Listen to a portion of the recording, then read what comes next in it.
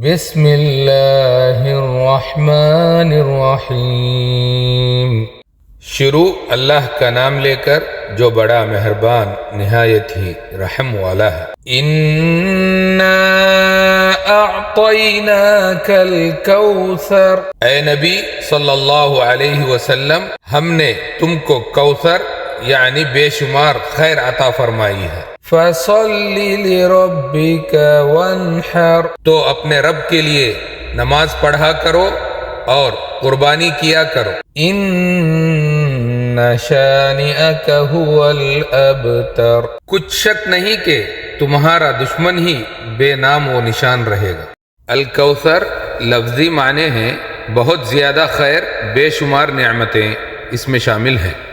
حوض کوثر جسے قیامت کے دن نبی کریم صلی اللہ علیہ وسلم کو دیا جائے گا، نبوت، قرآن، امت محمد صلی اللہ علیہ وسلم، علم، فتح، دین کی عظمت، بے شمار دنیاوی و آخروی خیر۔ اللہ فرماتا ہے اے نبی ہم نے آپ کو اتنی خیر دی کہ کسی اور کو نہیں دی گئی۔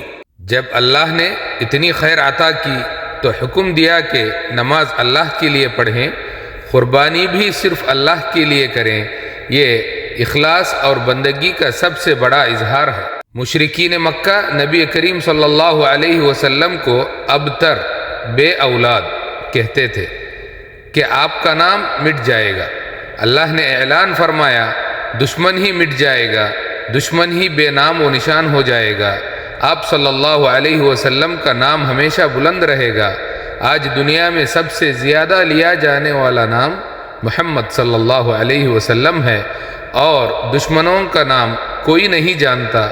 یہ آیت کا عملی ثبوت ہے۔ اللہ نے نبی کریم صلی اللہ علیہ وسلم کو بے مثال خیر عطا کی، اس خیر کا شکر نماز اور قربانی کے ذریعے ادا کریں۔